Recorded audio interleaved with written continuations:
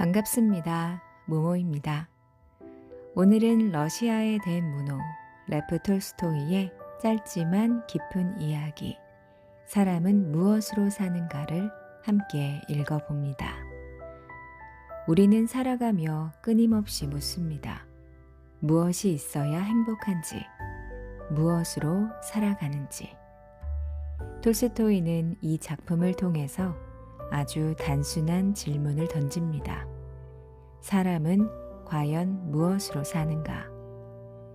이 이야기는 가난한 구두 수성공의 삶 속에서 시작되지만 결국 인간의 사랑과 연민, 그리고 우리가 서로에게 기대어 살아가는 이유를 말해줍니다. 사람은 무엇으로 사는가? 지금부터 시작하겠습니다. 소설 끝부분에 5분 요약본도 함께 해주세요. 그럼 오늘도 편안한 밤 되세요.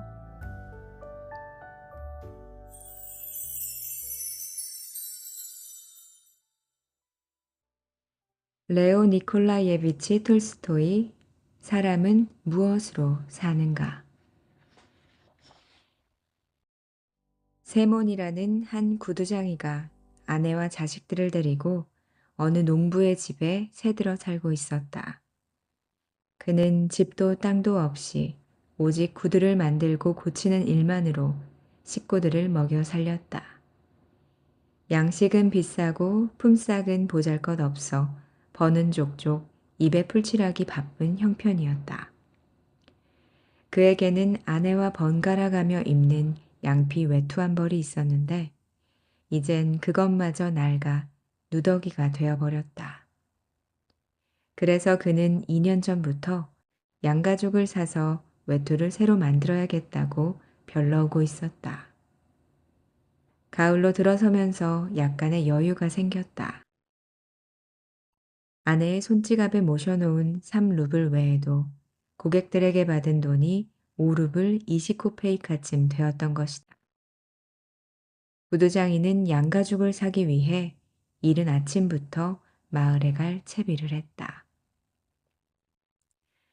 아침밥을 먹자마자 루바시카 위에 아내의 무명 네일을 껴입고 그 위에 다시 모직 외투를 걸친 다음 그는 3루블 지폐를 속주머니에 넣고 나무 막대를 지팡이 삼아 집을 나섰다.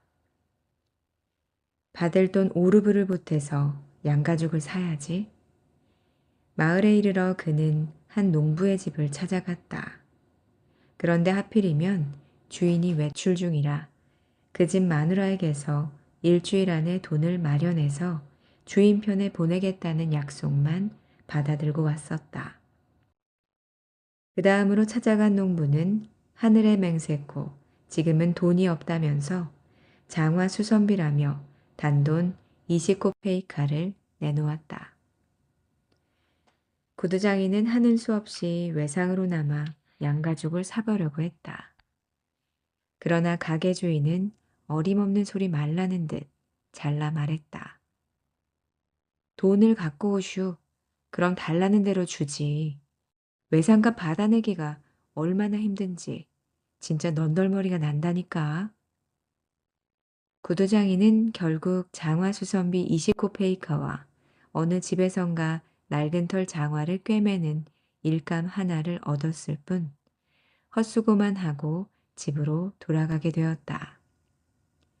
그는 속이 상해 20코페이카를 몽땅 털어 보드카를 마셔버리고는 양가죽은 만져보지도 못한 채 집을 향해 터덜터덜 걸어갔다. 아침에 집을 나설 때는 꽤 추운 것 같았는데 술을 한 잔 걸치고 나니 털 외투 없이도 몸이 따뜻했다. 그는 걸어가면서 한 손에 든 지팡이로 꽁꽁 얼어붙은 땅을 두드리고 다른 한 손으론 낡은 털장화를 휘둘러대면서 혼자 중얼거렸다. 외투 같은 것 없어도 따뜻하기만 하네. 겨우 한 장 걸쳤을 뿐인데 이렇게 후끈후끈한 걸? 까지 털 가지고 따윈 필요 없다고. 이 몸은 이런 분이다 이거야. 암 그렇고 말고. 그깟 모피 외투 없이도 이 몸은 얼마든지 살 수 있다고. 그런 건 평생 필요 없다 이 말씀이지. 그런데 마누라가 가만히 있지 않을걸. 이건 좀 골치가 아픈데 빌어먹을. 남은 죽어라 이래주는데 이건 콧방귀만 끼고 앉아있으니 어디 두고 보라지. 이번에도 돈을 갖고 오지 않으면 모자를 날려버릴 테니까. 암 그렇고 말고. 고작 20코페이카를 줘? 술 한 잔이면 날아가 버릴 돈을 가지고.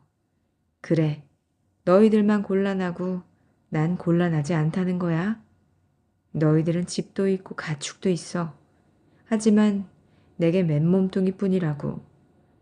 너희들은 곡식을 재배하지만 나는 하나부터 열까지 일일이 사다 먹어야 한다고. 어떻게 버둥대든 빵값만도 일주일에 3르블은 치러야지. 집에 돌아가 빵이라도 떨어졌으면 당장 1르블 반을 써야 된다고. 그러니 내 돈을 모두 갚아줘야겠어. 이윽고 구두장이는 길모퉁이의 작은 교회 근처에 이르렀다. 그때 교회 뒤에서 뭔가 허연 것이 보였다. 이미 날이 저문 뒤라 눈을 부릅뜨고 바라보았지만 뭔지 알 수 없었다. 저기에 돌 같은 건 없었는데 그는 혼잣말을 했다. 소인가? 하지만 짐승 같진 않은걸. 머리를 보니 사람 같기도 한데 너무 하얗군. 하긴 사람이라면 이런 데 있을 리가 있나. 그는 조금 더 가까이 다가갔다. 그제야 그 물체가 뚜렷하게 보였다. 그런데 정말 이상한 일이었다. 사람인 건 분명한데 죽었는지 살았는지 그 남자는 벌거벗은 알몸으로 차디찬 교회벽에 기대서 꼼짝을 않고 있었던 것이다. 구두장이는 갑자기 무서운 생각이 들었다. 그는 조금 더 가까이 다가갔다. 그제야 그 물체가 또렷하게 보였다. 그런데 정말 이상한 일이었다.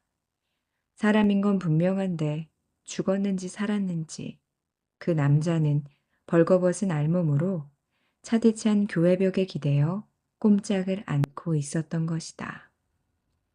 구두장이는 갑자기 무서운 생각이 들었다. 누가 이자를 죽여서 옷을 몽땅 벗기고는 여기다 버린 모양이군.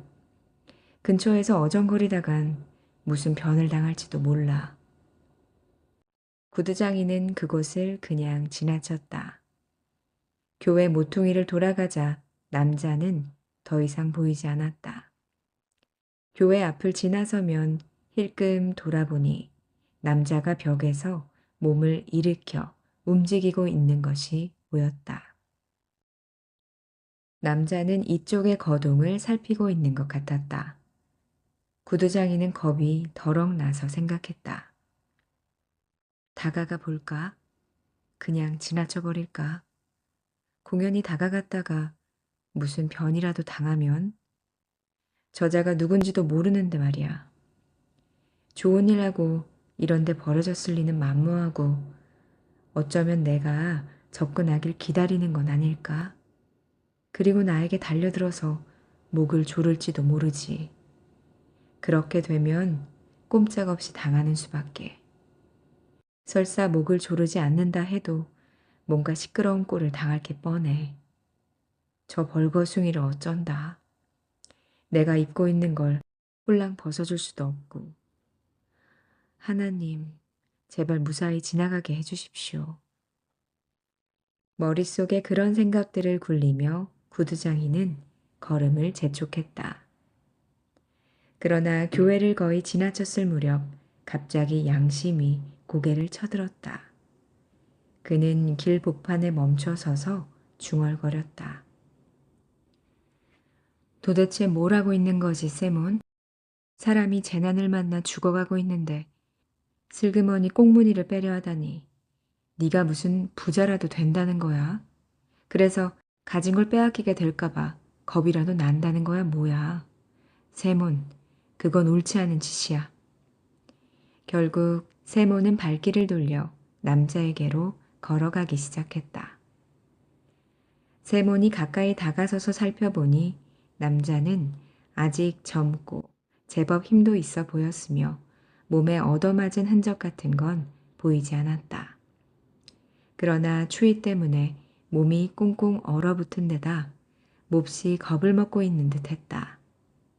그는 벽에 기댄 채 세몬 쪽은 쳐다보지도 않았다. 너무 지쳐서 눈을 뜰 기운조차 없어 보였다. 세몬이 바짝 다가가자 남자는 그제야 눈을 뜨고 세몬을 쳐다보았다. 세몬은 그의 눈이 마음에 들었다.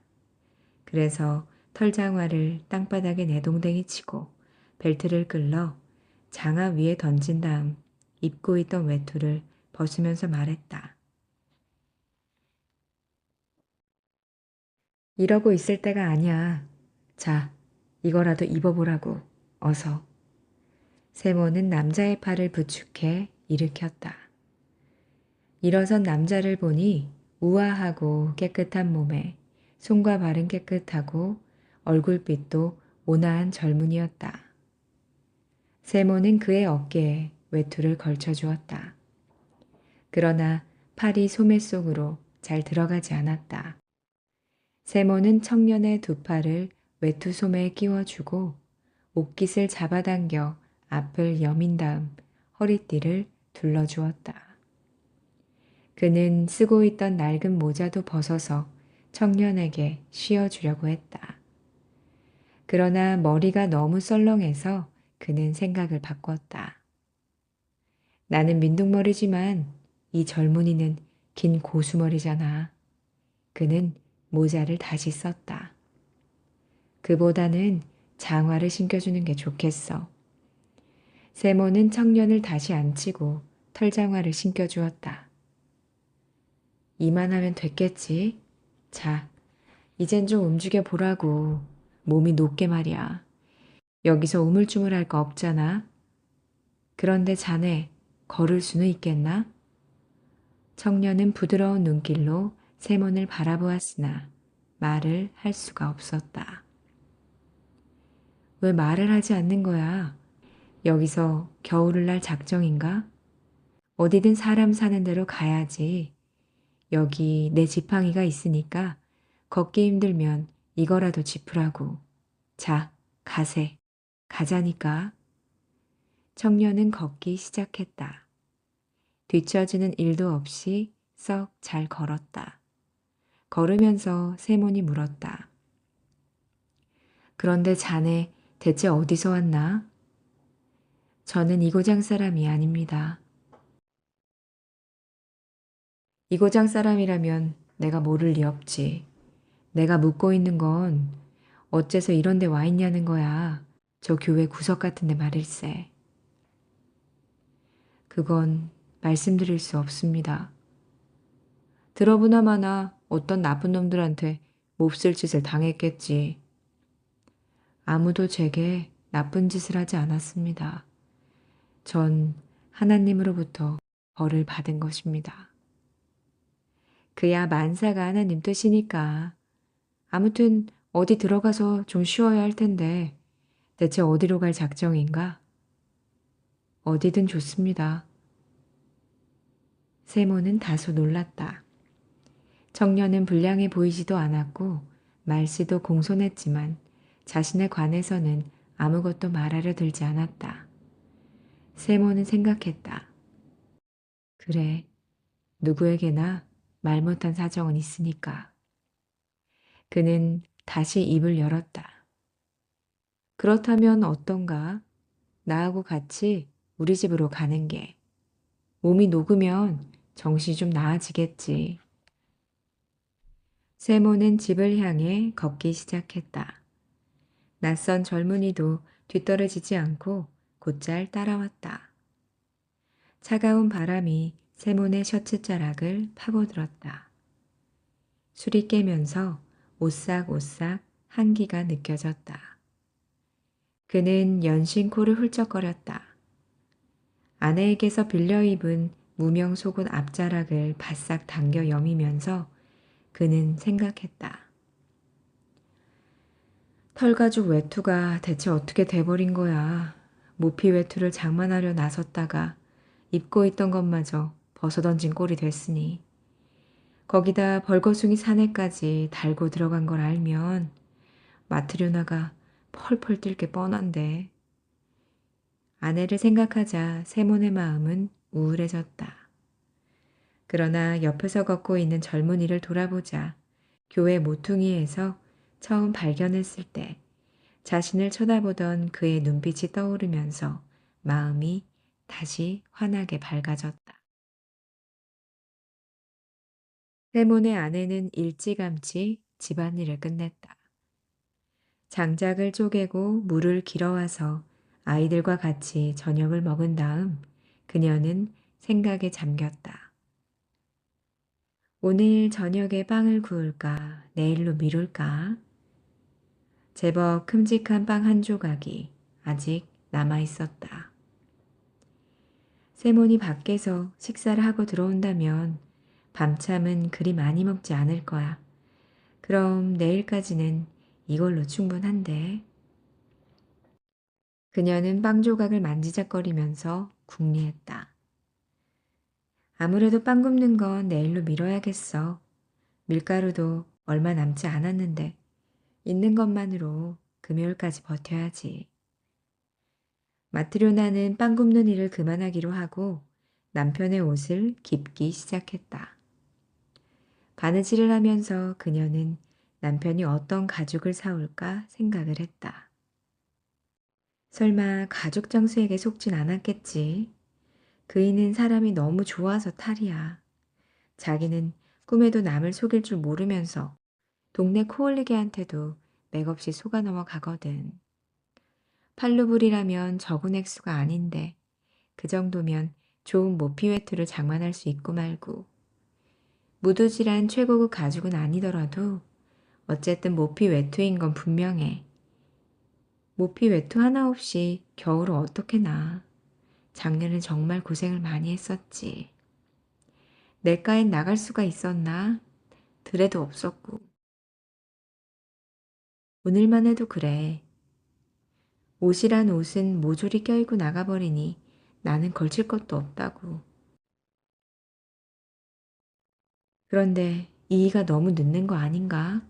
돌아올 때가 지났는데 어디서 술 타령을 벌이고 있는 건 아닐까?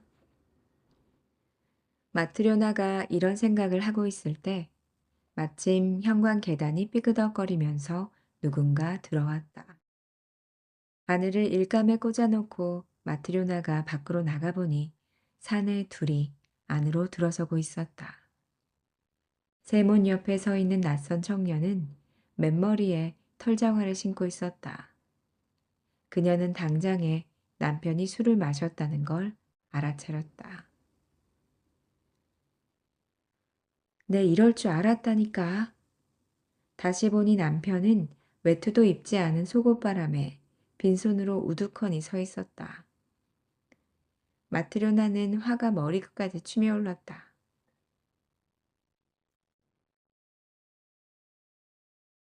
마트료나는 화가 머리끝까지 치밀어올랐다. 그 돈으로 몽땅 마셔버린 게 틀림없어.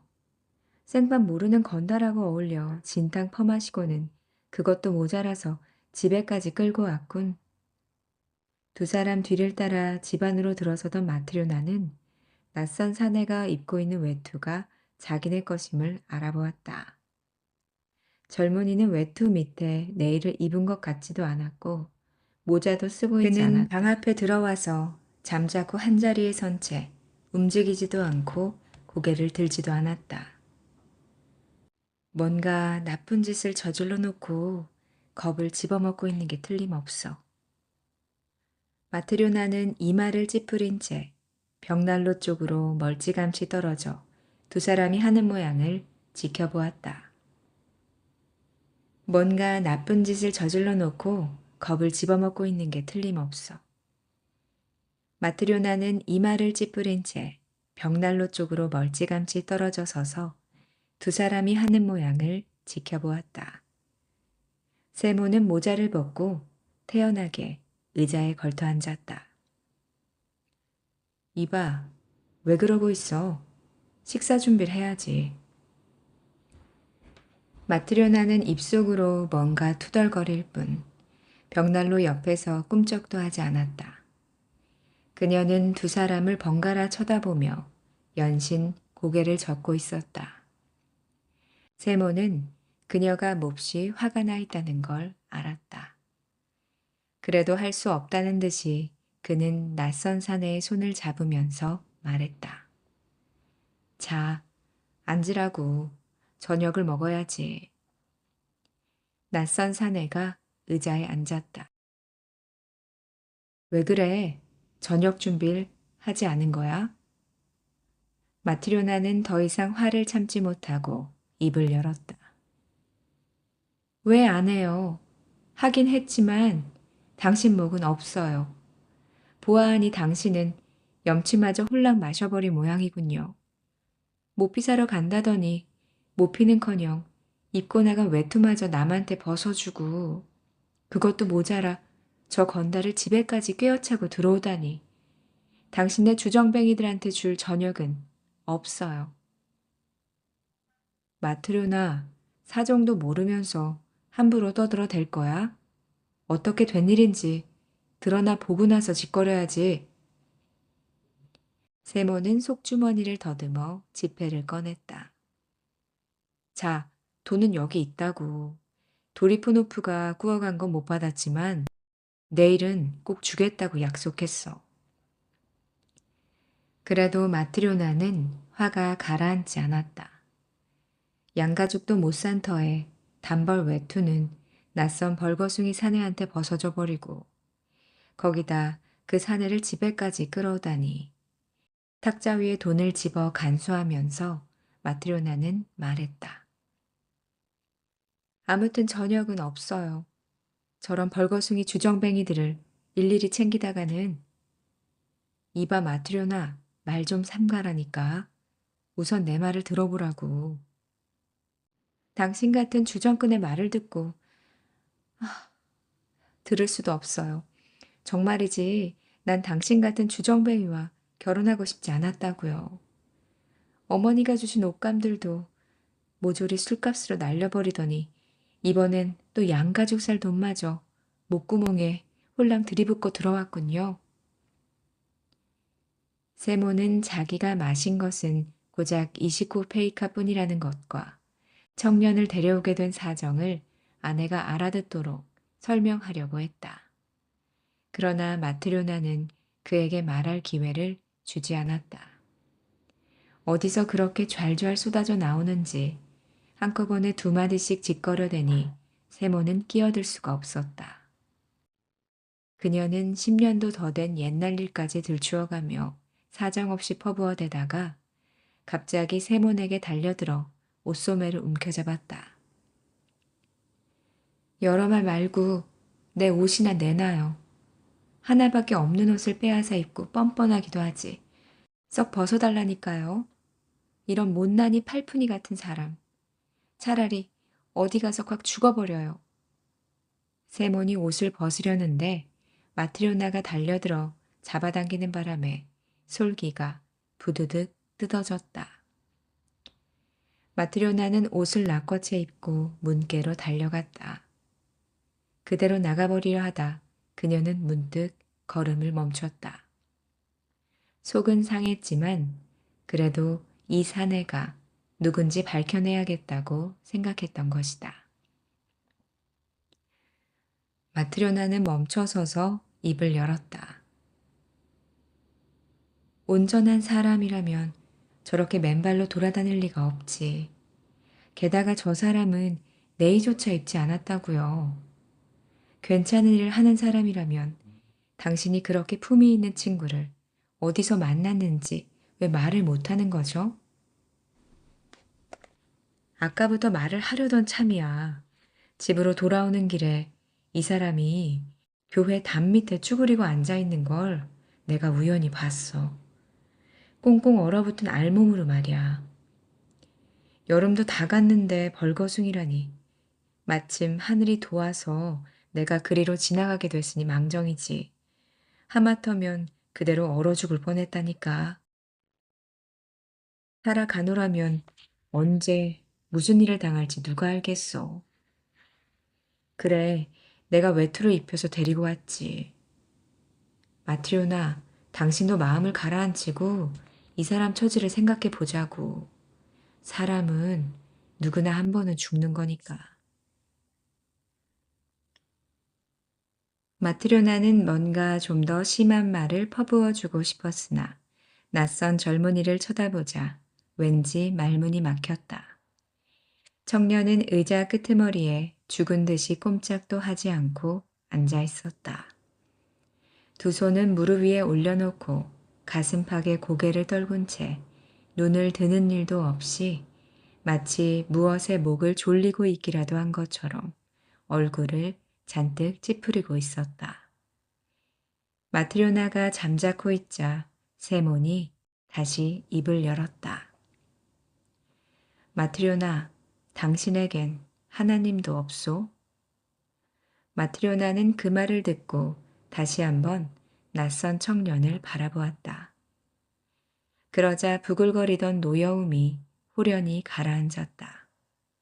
그녀는 돌아서서 방구석에 있는 난로 곁으로 걸어가 저녁상을 차리기 시작했다. 잔을 탁자 위에 놓고 크바스를 따르고 남은 빵을 내놓았다. 나이프와 스푼을 놓으면서 그녀가 말했다. 와서 식사들 하세요. 세모는 낯선 청년을 식탁으로 데리고 갔다. 앉으라고 젊은이. 세몬이 빵 조각을 잘게 썰었다. 두 사람은 먹기 시작했다.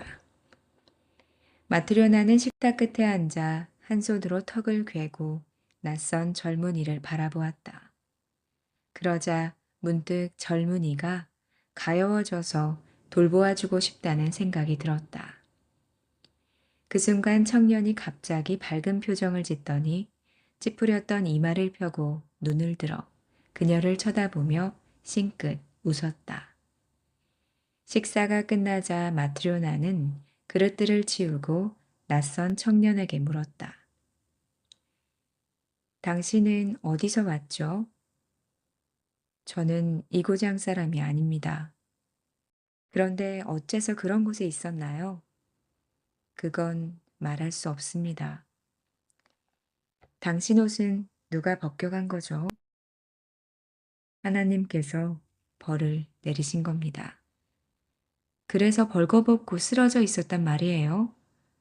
네, 벌거벗은 채 쓰러져 거의 얼어 죽을 뻔했죠. 그런데 댁의 주인께서 저를 발견하고 가엾게 여겨 외투를 벗어서 입혀주고는 여기까지 데리고 온 겁니다. 여기 오자 이번엔 아주머니께서 절 불쌍하게 생각하시고 먹을 것과 마실 것을 주셨죠. 두 분께는 하나님의 은총이 내릴 겁니다. 마트리오나는 자리에서 일어나 방금 기워놓은 세몬의 낡은 네일을 창가에서 집어다 젊은이에게 건네주었다. 그리고 그녀는 바지를 찾아서 그에게 건네주며 말했다. 자, 이거라도 입어요.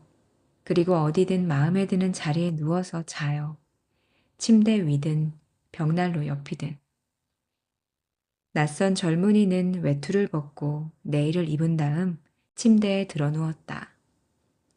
마트리오나는 불을 끄고 외투를 집어 남편 있는 데로 갔다. 외투자락을 덮고 누웠으나 좀처럼 잠이 오지 않았다. 낯선 젊은이의 일이 도무지 머리에서 떠나질 않았던 것이다. 젊은이가 마지막 남은 빵을 먹어버리는 바람에 당장 내일 아침 먹을 것이 없다는 것과 남편의 내일을 줘버린 일을 생각하면 아쉬운 마음이 드는 것은 사실이었다. 그러나 젊은이가 싱긋 웃던 걸 생각하면 그녀의 마음은 어느새 환하게 밝아지는 것이었다. 마트리오나는 오래도록 잠을 이루지 못했다. 세몬도 잠이 오지 않는지 외투자락을 한 번씩 끌어당기곤 했다. 남은 빵을 다 먹어버렸는데 반죽을 해두지도 않았으니 내일은 어떠죠? 옆집 말라냐 네더러 좀 꺼달라 해야 되나? 그러든지 설마 산입에 거미줄 치려고. 세몬, 그런데 저 사람 말이에요. 나쁜 사람 같진 않은데 어째서 자기 얘기는 통 하려들지 않는 걸까요? 뭔가 말 못할 사정이 있겠지. 세몬, 응?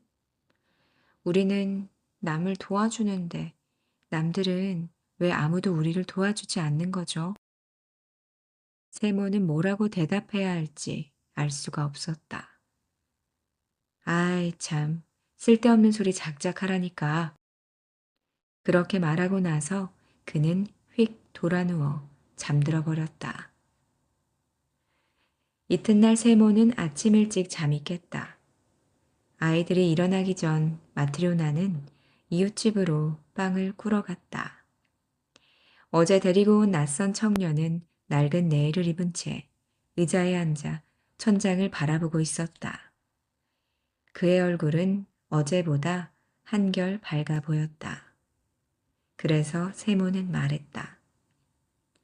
어떤가 젊은이, 배는 빵을 원하고 벗은 몸뚱이는 옷을 원하니 뭔가 벌이를 해야 하지 않겠나? 자네는 무슨 일을 할 줄 아나? 할 줄 아는 것은 아무도 없습니다. 세모는 깜짝 놀라 말했다. 뭐든 해보려는 마음만 있으면 되는 거야.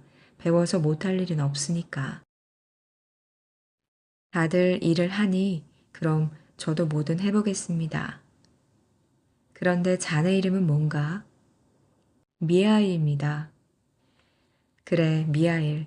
자네는 신상 이야기를 하고 싶지 않은 모양인데 그런 건 아무래도 좋아.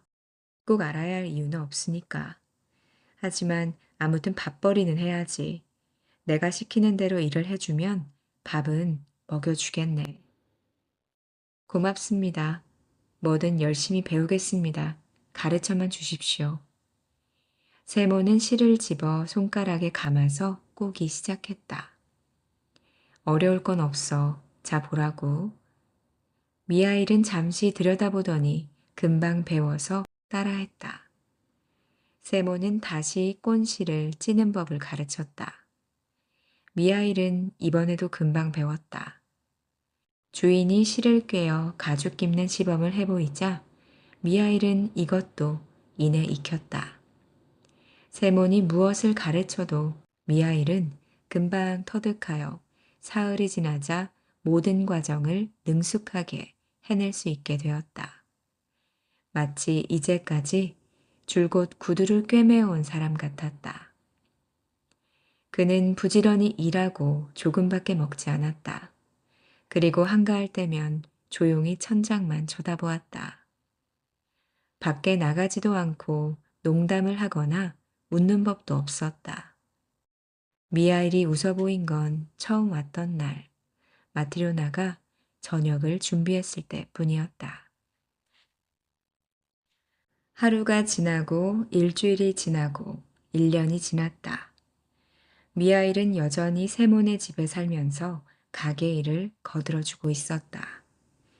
미하일의 솜씨에 대해서는 소문이 자자했다. 세몬의 직공 미하일만큼 튼튼하고 모양 좋은 구두를 짓는 사람은 없다고 해서 이웃마을에서까지 주문이 밀려들었다. 어느 겨울날이었다. 세몬이 미하일과 마주 앉아 일을 하고 있는데 삼두마차 한 대가 방울소리도 요란하게 집 앞에 멈춰섰다. 창문으로 내다보니 마차가 가게 바로 앞에 멈춰 서 있었는데 젊은 사람 하나가 마부석에서 뛰어내려 마차 문을 열었다. 마차 안에서 모피 외투를 입은 신사가 나왔다. 마차에서 내린 신사는 세몬의 가게를 향해 층계를 올라왔다. 마트리오나가 뛰어나가 문을 활짝 열었다. 신사는 몸을 구부리고 가게 안으로 들어와 허리를 쭉 폈다. 그는 머리가 천장에 닿을 만큼 키가 컸고 몸집은 방 안을 꽉 채울 정도로 덩치가 컸다. 세몬이 일어나서 인사를 했다. 그는 신사의 거대한 몸집에 놀라 입을 다물지 못했다. 이제껏 살아오면서 이런 사람을 본 적이 없었던 것이다. 세몬도 호리호리한 체격이었고 미하일도 여인 편이었으며 마트리오나로 말할 것 같으면 더욱이나 삐쩍 마른 나뭇가지나 다름없는 몸매였는데 이 신사는 어디 딴 세상에서라도 왔는지 얼굴이 불구스름하게 윤이 나고 목덜미는 황소처럼 굵직한 것이 마치 온몸이 무쇠로 만들어진 것 같았다. 신사는 숨을 헐떡거리며 외투를 벗고 의자에 앉으면서 물었다. 주인이 누군가?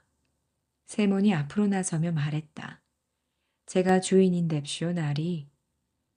신사는 그의 마부에게 큰 소리로 외쳤다. 페치카, 물건을 가져오너라. 마부는 달려가 꾸러미 하나를 들고 왔다. 신사는 꾸러미를 탁자 위에 올려놓았다. 마부가 꾸러미를 풀었다. 안에서 나온 것은 가죽이었는데 신사는 그것을 손가락으로 쿡쿡 찌르며 세몬에게 말했다. 이게 무슨 가죽인지 알겠나? 알고 말깁쇼 나리. 이봐, 정말 이 가죽이 무슨 가죽인지 안다고? 세몬이 가죽을 만져보고 나서 대답했다. 네, 아주 좋은 가죽이죠. 그래, 그야 물론 좋은 가죽이지. 얼간이 같으니라고. 자넨 이런 가죽을 구경조차 못 해봤을걸. 이건 도이칠란드산이야. 20루블이나 주고 산 거라고. 세모는 겁먹은 얼굴로 말했다. 저 같은 놈이 감히 만져볼 수 없는 물건이네요. 그렇지. 그런데 이걸로 내 발에 꼭 맞는 장화를 지을 수 있겠나? 지을 수 있급쇼. 신사는 느닷없이 버럭 고람을 질렀다. 지을 수 있다고? 도대체 누구의 장화를 짓는지, 어떤 가죽으로 짓는지 똑똑히 기억해두란 말이야. 나는 1년을 신어도 모양이 망가지지 않고 꿰맨 자리가 뜯어지지도 않는 장화를 원해. 그렇게 만들 자신이 있으면 맡아서 재단하라고. 아니라면 아예 손도 대지 않는 게 좋아. 미리 말해두지만 장화가 1년 안에 망가지거나 찢어지기라도 하면 네 놈을 감옥에 쳐넣어 버릴 테니까. 대신 1년이 지난 뒤에도 멀쩡하면 그때 가서 품삯으로 10루블을 주지. 세모는 겁이 덜컥 나서 미처 대꾸할 말을 찾지 못하고 미하일 쪽을 힐끗 돌아보았다. 팔꿈치로 미하일을 쿡쿡 찌르면서 세몬이 조그만 소리로 물었다. 어떻게 하지? 미하일은 일을 맡으라는 듯 고개를 약간 끄덕여 보렸다. 세모는 미하일을 믿고 1년이 지나도 망가지거나 찢어지지 않는 장화를 만드는 일을 맡기로 했다. 신사는 마부를 불러 왼쪽 발의 구두를 벗기게 하고는 다리를 쭉 폈다. 세모는 17인치의 종이 조각을 잘라 펼쳐놓고 무릎을 꿇고서 손님의 양말을 더럽히지 않도록 앞치마에 손을 닦은 뒤 치수를 재기 시작했다. 먼저 발바닥을 재고 다음으로 발등을 재고 나서 종아리를 잴 차례가 되었는데 양쪽 종이 끝이 닿지를 않았다. 종아리가 통나무만큼이나 굵었던 것이다. 정신을 똑바로 차리고 하라고. 종아리가 꼭 끼어서는 안 돼. 세모는 다시 종이를 이어붙였다. 신사는 의젓하게 앉아 양말 속에 발가락을 꼼지락거리면서 방 안의 사람들을 둘러보다가 미아이를 보더니 물었다. 저 사람은 누구지? 저희 가게 직공인데 솜씨가 그만 입죠.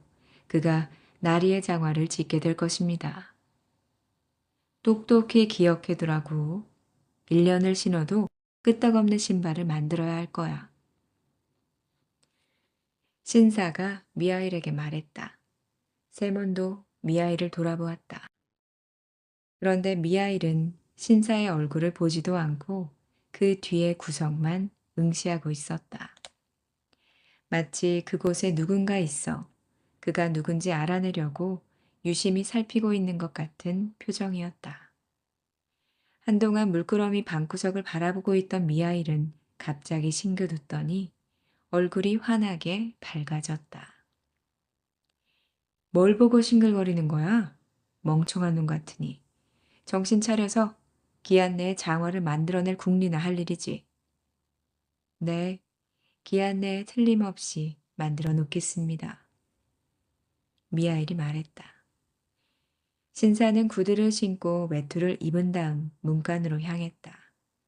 그런데 허리를 구부려야 한다는 사실을 깜빡 잊어버린 탓에 문틀에다 이마를 세게 들이받았다. 신사는 한바탕 욕설을 퍼붓고는 이마를 문지르며 마차를 타고 가버렸다. 신사가 떠나는 걸 보고 세몬이 말했다. 정말이지. 그는 바위처럼 단단해. 저런 사람은 망치를 가지고도 죽일 수 없을걸. 문틀이 부서지도록 이마를 부딪혔는데도 그다지 아파하는 것 같지 않더군. 그러자 마트리오나가 말했다. 저렇게 호사하고 사는데 체격이 안 좋을 수가 있겠어요. 죽음조차도 저런 바위 같은 사람은 건드리지 못할 거예요. 세몬이 미하일에게 말했다. 일을 맡긴 했지만 까딱 잘못하다간 꼼짝없이 감옥행이야. 최고급 가죽인데다가 손님 성깔도 여간이 아니니 만에 하나라도 실수가 없어야 할 텐데. 자네가 눈도 밝고 나보다 솜씨도 좋으니 여기 이 치수대로 재단을 해보게. 나는 앞쪽 윗가죽을 끝마칠 테니까. 미하일은 시키는 대로 신사가 가져온 가죽을 탁자 위에 펼쳐놓고 가위로 자르기 시작했다. 옆에 서서 미하일이 마름질하는 것을 들여다보고 있던 마트리오나는 깜짝 놀랐다.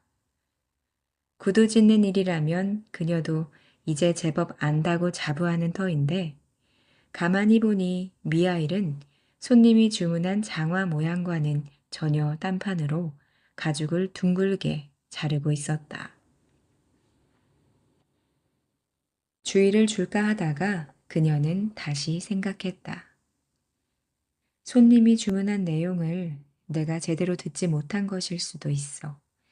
나보다야 아무래도 미하일이 더 잘 알고 있을 테니까 공연히 참견하지 않는 게 좋을 거야.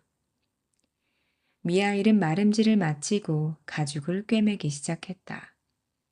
그런데 장화를 꿰맬 때 쓰는 두 겹실이 아니라 슬리퍼를 짓는 한 겹실을 사용하는 것이다.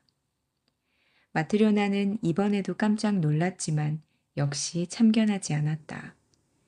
미하일은 부지런히 일손을 놀리고 있었다. 점심때가 되어 세몬이 일어나 보니 미하일은 신사의 가죽으로 슬리퍼를 만들고 있었다. 세몬은 너무 놀라서 비명을 질렀다. 이게 웬일인가?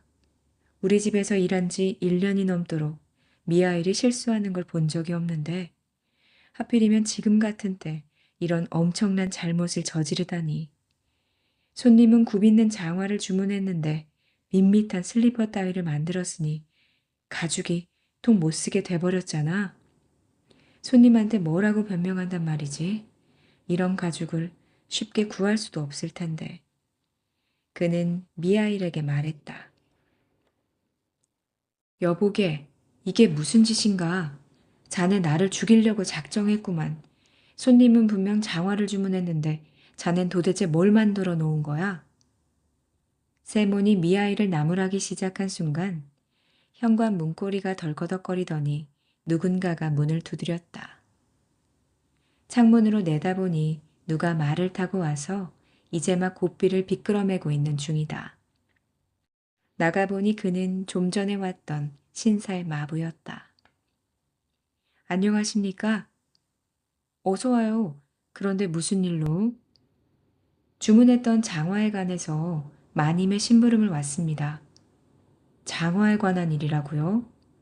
장화인지 구든지 이젠 필요 없게 됐어요. 나리께서 돌아가셨거든요. 아니, 뭐라고 했소? 여기서 댁으로 돌아가시던 길에 마차 안에서 돌아가셨습니다. 댁에 도착해서 내려드리려고 보니까 나리께서 짐짝처럼 바닥에 뒹굴고 있는 게 아니겠어요. 벌써 몸이 굳어버린 뒤라 가까스로 끌어내렸죠. 그래서 마님께서 제게 분부하셨습니다. 구두방에 가서 말하거라. 아까 나리께서 주문하신 장화는 필요 없다고. 대신 그 가죽으로 죽은 사람에게 신기는 슬리퍼를 가능한 한 빨리 지어오라고 말이다. 그리고 완성되길 기다려서 슬리퍼를 가지고 오너라. 그래서 제가 이렇게 달려온 겁니다. 미아일은 마름질하고 남은 가죽 조각을 둘둘 말아 탁자 한켠으로 치우고 나서 완성된 슬리퍼를 툭툭 털어 앞치마에 닦은 다음 마부에게 내밀었다. 안녕히 계십시오, 여러분. 행운이 있으시기를. 마부는 슬리퍼를 받아들고 돌아갔다. 다시 1년이 지나고 2년이 지나 미하일이 세몬과 함께 산 지도 어느덧 5년이 되었다. 처음이나 마찬가지로 그는 어딜 나다니지도 않고 자기 생각을 남에게 알리는 법도 없었다. 그동안 그가 웃은 것은 단 2번뿐이었다. 마트료나가 저녁을 차려주었을 때와 장화를 맞추러 온 신사를 보았을 때였다. 세모는 이 제자가 기특해 죽을 지경이었다. 그는 이제 더 이상 미하일에게 어디서 왔느냐고 묻지 않았다. 다만 미하일이 일을 그만두고 나가버리지는 않을까 은근히 걱정스러울 뿐이었다. 어느 날 온 식구가 한자리에 모여 있을 때였다.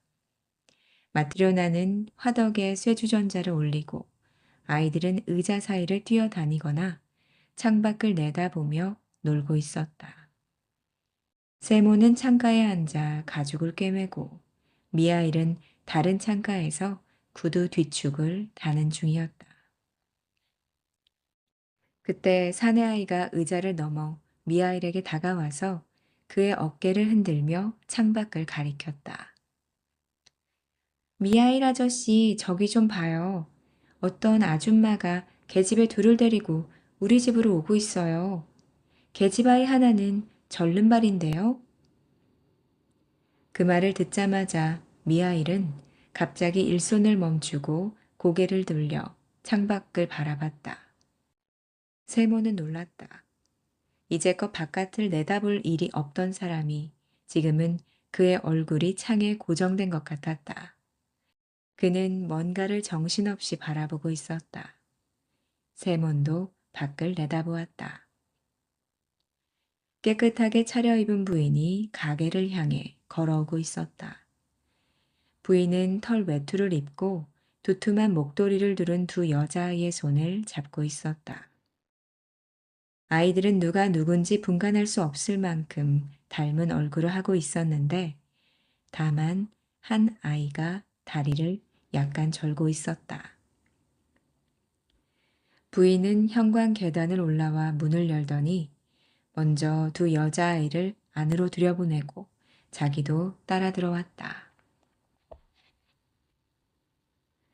안녕하세요. 어서 오십시오. 무슨 볼일이신지. 부인은 탁자 옆에 앉았다. 여자아이들은 낯을 가리는 듯 그녀의 무릎에 매달렸다.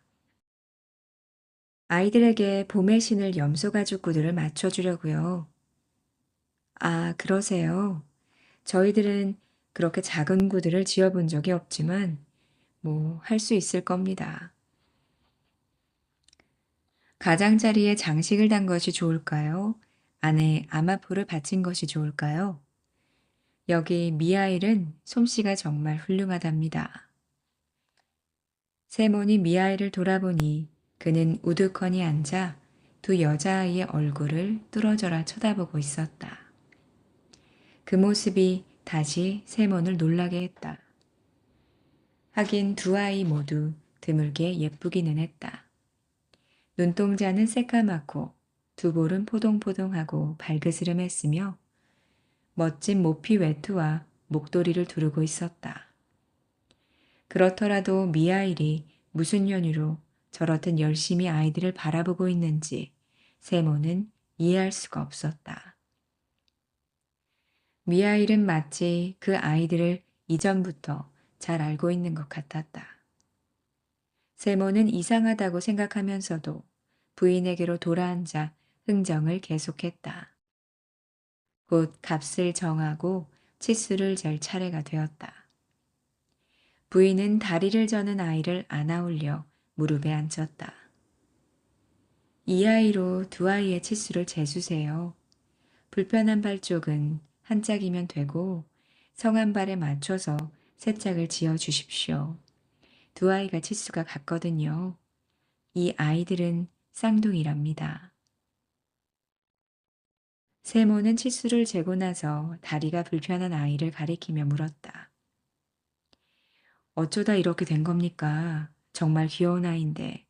날 때부터 그랬나요? 아니에요. 아이들 엄마가 발을 눌러 뭉갰어요. 이때 마트리오나가 끼어들었다.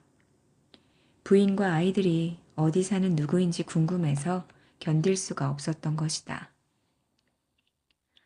그럼 부인은 이 아이들의 친어머니가 아니신 건가요? 어머니도 아니고 친척도 아니랍니다. 남남간이긴 하지만 그냥 맡아서 기르고 있어요. 양녀로 삼았거든요. 그런데도 이처럼 귀여워해 주시는군요. 어떻게 내가 이 애들을 돌보지 않겠어요. 두 아이 다 제 젖을 먹여 키웠답니다. 제 아이도 있었지만 하나님께서 데려가셨어요. 죽은 아이는 이렇게 애지중지하지 못했거든요. 그럼 이 아이들은 어느 댁 따님들인가요? 부인은 흉금을 터놓고 다음과 같은 이야기를 들려주었다. 벌써 6년 전이랍니다. 이 두 아이는 태어난 지 일주일도 못 돼서 고아가 되었죠. 아버지는 아이들이 태어나기 사흘 전에 세상을 떠났고 어머니도 아이들을 낳은 후 곧 숨을 거뒀답니다. 저는 남편과 함께 가까운 농장에서 농사를 짓고 살았어요. 우린 이웃이었거든요. 아이들 아버지는 어느 날 숲에 들어가서 혼자서 일을 하다가 큰 나무가 넘어지면서 허리를 다치는 바람에 정신을 잃었습니다. 가까스로 집으로 옮겨다 놓았지만 곧 세상을 떠나고 말았죠. 그리고 며칠 안에 있어 그의 아내가 쌍둥이를 낳은 거예요. 바로 이 아이들이죠. 집이 몹시 가난한 데다 돌봐줄 친척이 하나 없어 애들 엄마는 혼자 아이를 낳고 혼자 죽어갔답니다.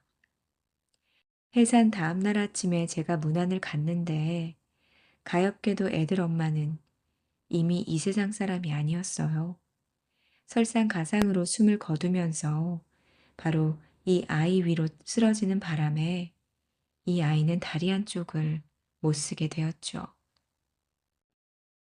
마을 사람들이 죽은 사람을 씻기고 수의를 입히고 관을 만들어서 장례를 치렀습니다. 다들 친절한 사람들이거든요.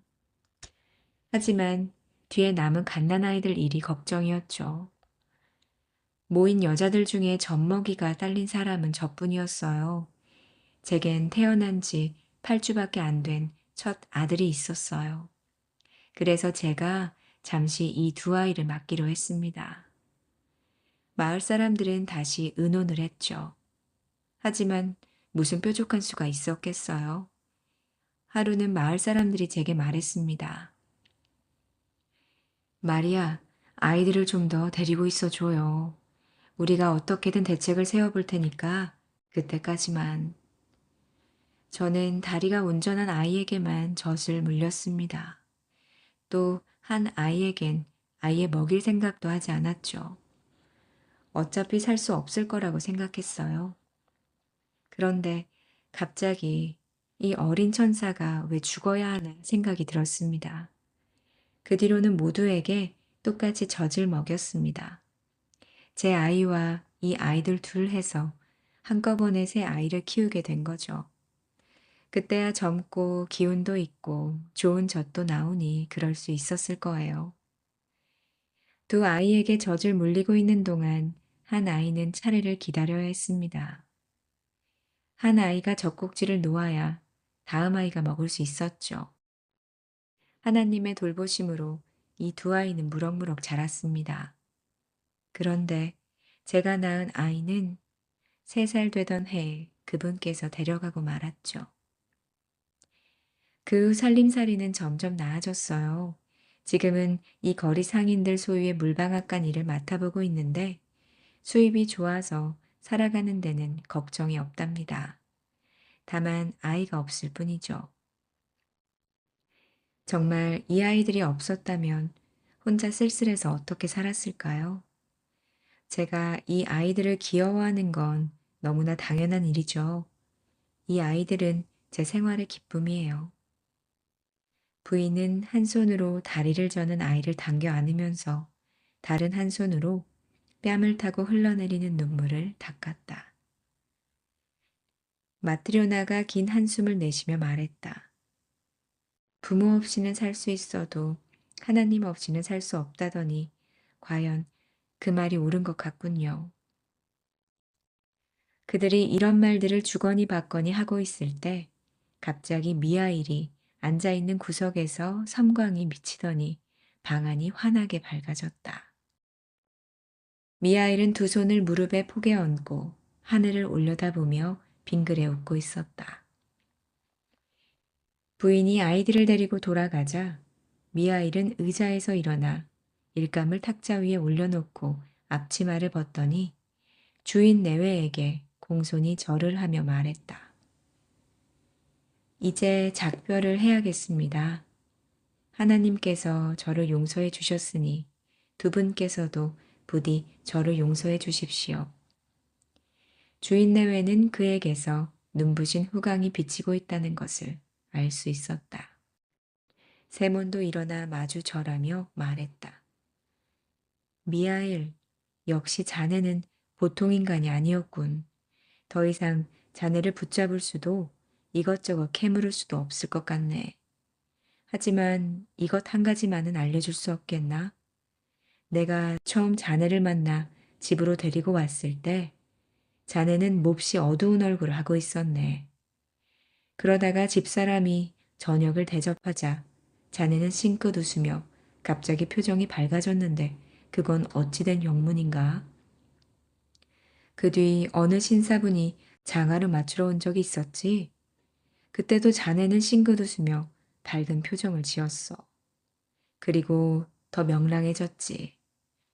아까 그 부인이 아이들을 데리고 왔을 때 자네는 3번째로 웃었네. 그리고 자네 몸에서 후광이 비쳤지. 미하일, 왜 자네 몸에서 빛이 나는지, 그리고 어째서 3번을 웃었는지 그 까닭을 말해주지 않겠나? 미하일이 입을 열었다. 제 몸에서 빛이 나는 건 다름이 아니라 저는 지금까지 하나님의 벌을 받고 있었는데 이제 용서를 받았기 때문입니다. 그리고 제가 3번 웃은 것은 하나님께서 제게 내리신 명령에 따라 3가지 진리를 알아내야 했는데 바로 그 하나님의 3가지 진리를 알게 됐기 때문이죠. 첫 번째 진리는 아주머니께서 저를 가엾게 여겨주셨을 때 깨달았죠. 그래서 웃었습니다. 두 번째 진리는 부자 신사가 장화를 주문했을 때 알게 되었죠. 그래서 두 번째로 웃었죠. 그리고 오늘 두 여자아이를 보았을 때 3번째 진리를 알게 돼서 또다시 웃은 것입니다. 세몬이 다시 물었다. 하나님께선 무슨 이유로 자네에게 벌을 내리셨는가? 그리고 하나님의 3가지 진리란 무엇인가? 미하일이 대답했다. 제가 벌을 받은 것은 하나님의 말씀을 거역했기 때문입니다. 저는 본래 천사였는데 하루는 하나님께서 제게 한 여인의 영혼을 거두어 오라는 분부를 내리셨습니다. 제가 지상에 내려와서 보니 그 여인은 몹시 쇠약한 몸으로 자리에 누워 있었어요. 여인은 방금 쌍둥이 아이를 낳았던 겁니다. 갓난아이들은 어머니 곁에서 꼼지락거리고 있었는데 어머니는 아기들에게 젖을 먹일 기운조차 없어 보였어요. 여인은 저를 보자 하나님께서 보내신 줄 짐작하고 흐느껴 울면서 말했습니다. 천사님, 제 남편은 숲에서 일하다 나무에 깔려 죽었습니다. 바로 엊그제 장례를 치렀지요. 제게는 형제 자매도 아주머니도 할머니도 없습니다. 이 갓난아기들을 돌봐줄 사람이 아무도 없습니다. 제발 제 영혼을 걷어가지 마시고 이 아이들을 제 손으로 키울 수 있게 해주세요. 이 핏덩이들이 부모 없이 어떻게 목숨을 부지할 수 있겠습니까? 저는 여인이 애원하는 말을 듣고 아기 하나를 안아 어머니의 젖꼭지를 물려주고 다른 아기는 어머니의 품에 안겨준 다음 하늘나라로 돌아갔어요. 그리고 하나님께 말씀을 드렸습니다. 여인의 영혼은 거두어 오지 못했습니다. 여인의 남편은 나무에 깔려 죽었고 여인은 방금 쌍둥이를 낳은 참이었습니다. 그 여인은 저를 보고 울면서 제발 영혼은 거두어 가지 말아달라고 애원했습니다.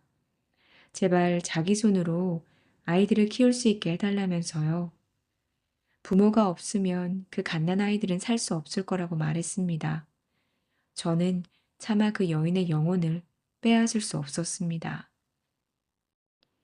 그러자 하나님께서 다시 분부를 하셨어요. 내려가 산모의 영혼을 거두어라. 그러면 세 가지 진리를 알게 될 것이다. 인간의 내면에는 무엇이 있는가? 인간에게 허락되지 않는 것은 무엇인가? 그리고 사람은 무엇으로 사는가? 이 세 가지를 알게 되는 날, 너는 하늘나라로 돌아올 수 있을 것이다. 그래서 저는 다시 지상으로 내려와 산모의 영혼을 거두었습니다. 아기들은 어머니 품에서 떨어졌으나 죽은 여인의 몸이 침대 위로 쓰러지면서 한 아이를 덮쳐 한쪽 다리를 못 쓰게 만들고 말았죠. 저는 여인의 영혼을 하느님께 바치기 위해 다시 하늘로 날아갔습니다. 그런데 갑자기 거센 바람이 몰아쳐 제 두 날개를 부러뜨렸습니다. 그래서 그 여인의 영혼만 하늘나라로 올라가고 저는 지상으로 떨어지게 된 것입니다. 세몬과 마트료나는 자기들이 먹이고 입혔던 사람이 누구인지, 자기들과 같이 살고 함께 일해온 사람이 누구인지를 깨닫고 두려움과 기쁨으로 눈물을 흘렸다. 천사가 다시 입을 열었다. 저는 벌거벗은 채 홀로 들판에 버려졌습니다. 그때까지 저는 인간 생활의 괴로움도 모르고 추위나 굶주림도 알지 못했죠. 바로 그때 제가 인간이 되었습니다. 배가 몹시 고프고 몸은 얼어오는데 전 어떻게 해야 할지 알 수가 없었습니다.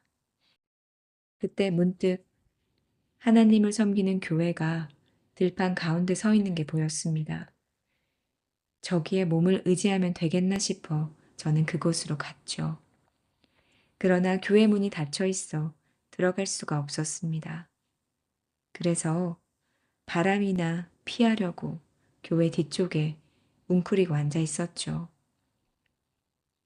날이 저물자 허기는 더욱 심해지고 몸은 꽁꽁 얼어붙어 금방 죽을 것 같았습니다. 그때 문득 어떤 사람이 장화를 들고 길을 걸어오면서 혼자 중얼거리는 소리를 들었어요.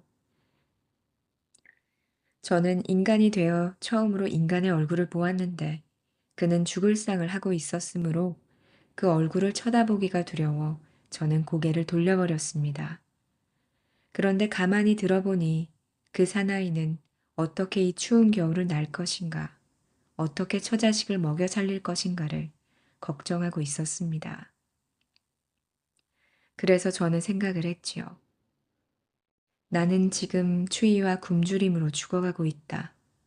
마침 저기 사람이 오고 있지만 그는 자기 아내의 모피 외투를 마련할 일이며 식구들을 먹여 살릴 일 때문에 걱정이 태산 같으니 나를 도와주긴 틀렸구나. 그 사람은 저를 보더니 이마를 찡그리며 아까보다 더 무서운 얼굴이 돼서 그대로 지나가 버렸습니다.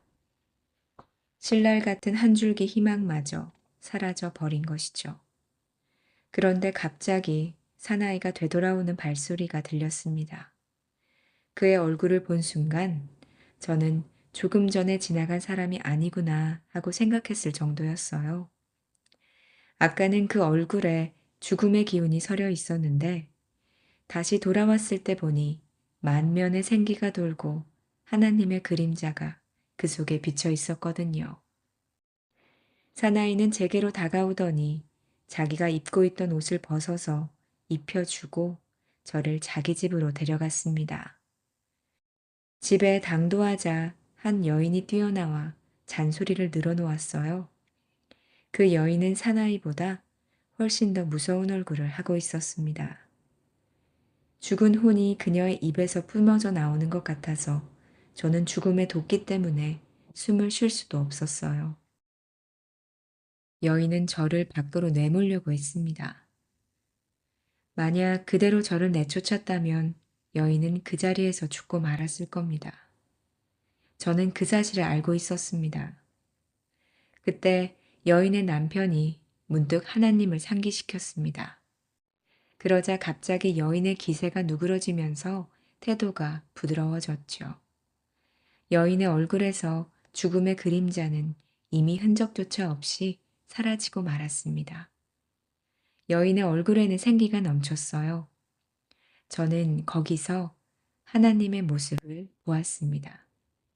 그 순간 저는 하나님의 말씀이 떠올랐습니다. 하나님은 제게 말씀하셨죠.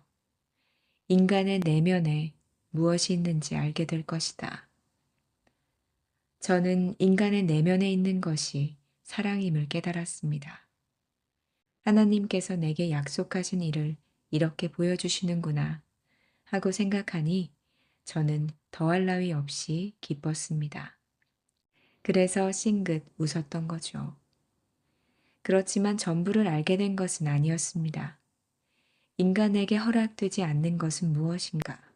그리고 사람은 무엇으로 사는가에 대한 해답은 아직 구하지 못했거든요. 그날부터 두 분과 함께 지내기 시작해서 1년이란 세월이 흘렀습니다. 어느 날 한 사나이가 찾아와서 1년을 신어도 망가지거나 찢어지지 않을 장화를 주문을 했죠. 그 사나이를 쳐다보는 순간 저는 그의 등 뒤에 제 동료인 죽음의 천사가 서 있는 걸 알아봤습니다. 저 말고는 아무도 보지 못했지만 저는 그 천사를 알고 있었어요. 그리고 사나이의 영혼이 해가 지기 전에 그의 몸을 떠나게 되리라는 사실도 알고 있었죠. 저는 생각했습니다. 이 사나이는 1년을 신어도 망가지지 않을 신발을 원하지만 자신이 오늘 중으로 죽을 거라는 사실은 모르는구나. 저는 인간에게 허락되지 않은 것은 무엇인가 라는 하나님의 두 번째 말씀을 불현듯 깨달았습니다. 인간의 내면에 무엇이 있는지는 이미 알고 있었습니다. 그리고 이번에는 인간에게 허락되지 않는 것이 무엇인지를 깨달은 것이죠. 그것은 바로 자기에게 진정 필요한 것이 무엇인가를 아는 지혜였습니다. 옛 동로였던 천사를 만난 일도 기뻤지만 무엇보다도 하나님께서 두 번째 진리를 계시하셨기 때문에 기뻐서 저는 다시 웃었던 것입니다. 하지만 아직도 전부를 깨닫지는 못했죠. 사람은 무엇으로 사는가? 저는 아직 알지 못했습니다. 그래서 계속 이 댁에 머물면서 하나님께서 마지막 진리를 깨닫게 해주시기를 기다리고 있었던 것입니다.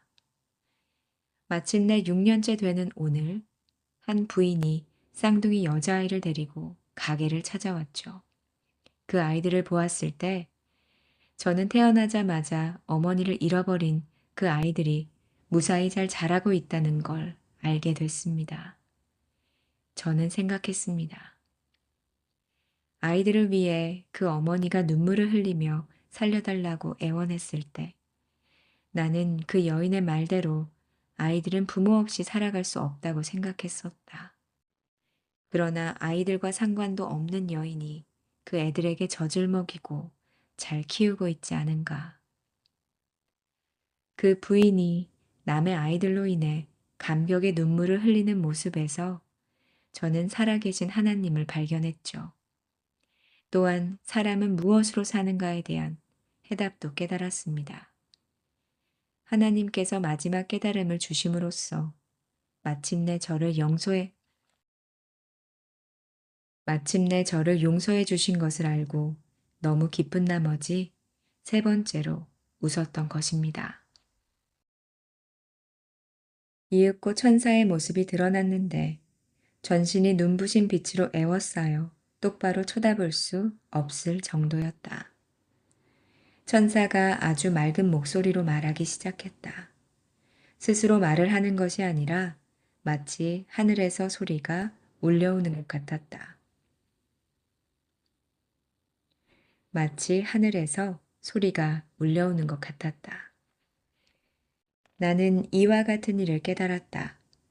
모든 인간은 스스로 보살핌으로써가 아니라 사랑으로써 살아가는 것이다. 어머니에게는 자신의 아이들이 살아가는데 무엇이 필요한지를 아는 것이 허락되지 않았다. 부자 또한 자기에게 무엇이 필요한지 알지 못했다. 어떤 인간에게도 자기에게 필요한 것이 살아서 신을 장화인지 죽은 뒤 신을 슬리퍼인지 아는 것이 허락되지 않았다. 내가 인간이었을 때 무사히 살아갈 수 있었던 것은 나 자신이 내 일을 여러 가지로 걱정하고 염려했기 때문이 아니라 지나가던 행인과 그 아내에게 사랑이 있어 나를 가엾게 여기고 사랑해 주었기 때문이다. 두 고아들이 잘 자라온 것도 많은 사람들이 걱정하고 염려해 준 덕분이 아니라 한 여인에게 사랑의 마음이 있어 그들을 불쌍하게 생각하고 사랑해 주었기 때문이다. 모든 인간이 살아가고 있는 것은 각자 자신의 행복을 생각하기 때문이 아니라 그들 가운데 사랑이 있기 때문이다. 나는 일찍이 하나님께서 인간에게 생명을 주시고 그들이 잘 살아가기를 바라고 계신다는 것을 알고 있었지만 이제 그 이상을 깨달았다. 그것은 바로 하나님께서 인간들이 각자 홀로 사는 것을 원치 않으신다는 것이다. 그렇기 때문에 하나님께서는 인간 각자에게 무엇이 필요한가를 보여주지 않으시는 것이다. 그분은 인간들이 하나가 되어 살아가기를 원하시며 그래서 자신과 모든 인간을 위해 진정으로 필요한 것이 무엇인지를 계시한 것이다. 이제서야 나는 깨달았다. 각자 자신을 걱정함으로써 살아갈 수 있다고 생각하는 것은 인간들의 착각일 뿐, 진실로 인간은 오직 사랑에 의해 살아가는 것이다. 마음에 사랑이 가득한 자는 하나님의 나라에 살고 있는 것이며 하나님은 그 사람 안에 계신다. 왜냐하면 하나님은 사랑이시기 때문이다. 말을 마치자 천사는 하나님을 찬양하는 노래를 부르기 시작했다. 웅장한 목소리가 울려 퍼져 온 집안을 울리는 듯 했다. 그때 천장이 갈라지고 땅에서 하늘까지 불기둥이 치솟았다. 세몬과 그의 아내와 아이들은 저도 모르게 땅바닥에 엎드렸다. 천사의 등에 날개가 돋아나 활짝 펼쳐졌다. 천사는 하늘로 날아 올라갔다. 이윽고 세몬이 정신을 차렸을 때 집은 옛날 모습 그대로였고 그 안에는 그의 가족 외에는 아무도 없었다. 사람은 무엇으로 사는가 빠르게 읽기. 5분 요약 시작합니다. 가난한 구두수선곤 시몬이 있었습니다. 그는 가족의 겨울 외투를 만들 가죽을 사러 나갔지만 돈이 모자라 빈손으로 돌아오던 길이었죠. 추위와 허탈함 속에서 걷던 그는 교회벽 근처에 벌거벗은 채 쓰러져 있는 한 남자를 발견합니다. 잠시 망설입니다. 자신의 삶도 벅찬데 누군가를 돕는다는 것은 쉽지 않은 일이었죠. 그러나 그는 발길을 돌리지 못합니다. 자신의 낡은 옷을 벗어 입히고 그를 집으로 데려옵니다. 아내 마트료나는 처음에는 화를 냅니다. 당장 먹을 빵도 넉넉지 않았기 때문이죠. 하지만 남편의 눈빛과 낯선 이의 침묵을 마주한 뒤 그녀는 조용히 음식을 내어줍니다. 그때 그 남자 미하일은 처음으로 미소를 짓습니다. 사람의 마음 속에 사랑이 있다는 것을 보았기 때문입니다. 첫 번째 깨달음, 인간은 미래를 알 수 없다. 미하일은 시몬의 집에서 함께 지내며 구두 만드는 일을 배웁니다. 어느 날 거만하고 부유한 신사가 찾아와 말하죠. 1년을 신어도 상하지 않을 튼튼한 장화를 만들어 주시오. 그는 자신의 건강과 내일을 확신했습니다. 그러나 미하일은 장화가 아닌 장례용 구두를 만듭니다. 며칠 뒤 소식이 전해집니다. 그 신사가 갑작스레 세상을 떠났다는 이야기였죠. 그때 미하일은 두 번째로 미소를 짓습니다. 사람은 자신에게 무엇이 필요한지조차 알지 못하는 존재임을 깨닫게 된 것이죠. 두 번째 깨달음, 사람은 사랑으로 사는 존재이다. 세월이 흐른 뒤 한 여인이 쌍둥이 자매를 데리고 가게를 찾아옵니다. 그녀는 친어머니가 아니었지만 부모를 잃은 아이들을 제 자식처럼 키우고 있었습니다. 아이들을 바라보는 그 눈빛에는 계산도 조건도 없었죠. 그 모습을 본 순간 미하일은 세 번째로 웃습니다. 그리고 비로소 말합니다. 사람은 자기 힘으로 살아가는 것이 아니라 사랑으로 살아간다고. 미하일은 자신의 정체를 밝힙니다. 그는 세 가지 질문에 답을 찾기 위해서 세상에 내려온 존재였습니다. 사람에게는 자신에게 무엇이 필요한지 알 능력이 없고 또 혼자 힘으로 살아갈 수도 없습니다. 사람은 서로를 향한 사랑의 마음으로 살아갑니다. 톨스토이는 말합니다.